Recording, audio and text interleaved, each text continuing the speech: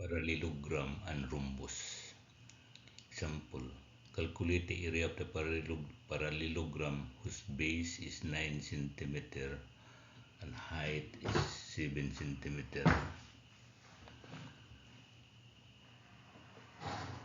So your solution,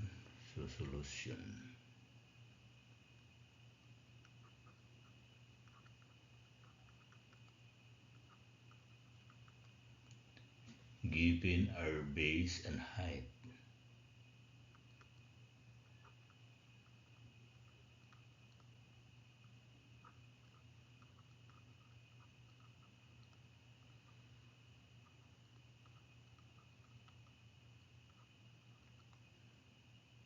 So area equals to base times height, or simply 9 centimeter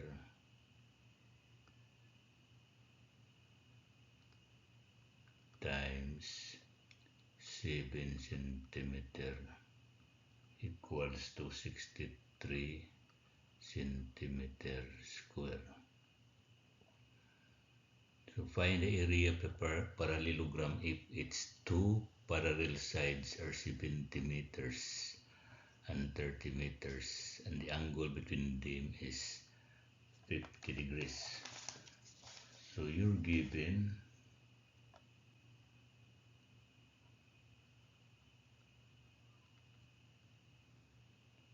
sides and angle.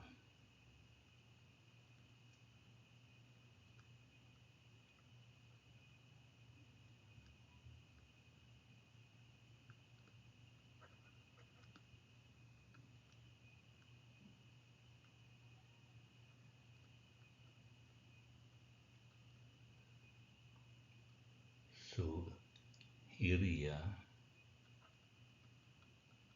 equals to AB sine alpha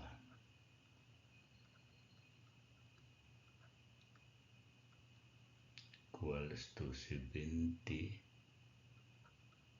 times 30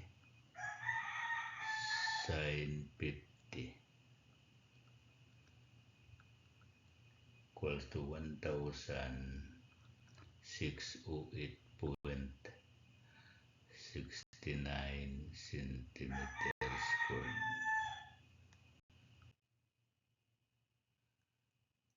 So find the area of the parallelogram given the diagonals and angle between them. So solution,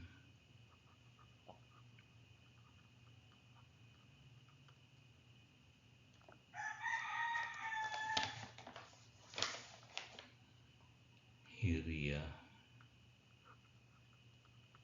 equals to 1/2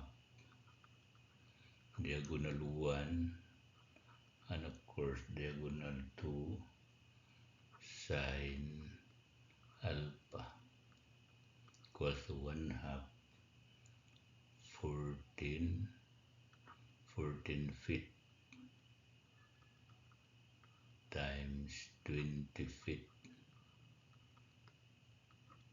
sine 30 degrees equals to 70 feet squared.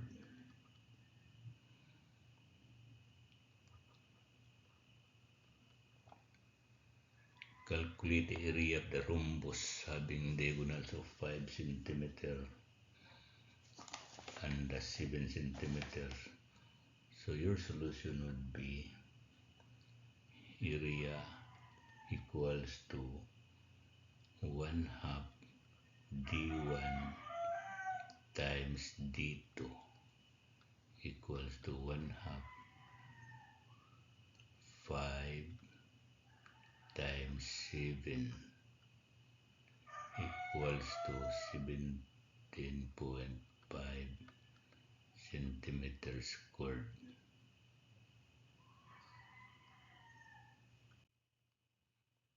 For this one, solution, base is 9 and height is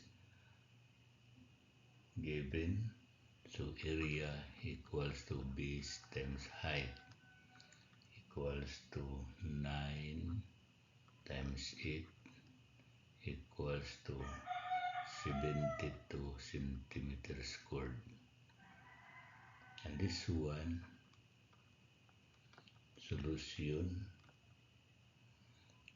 area equals to is squared or side squared times sine 30.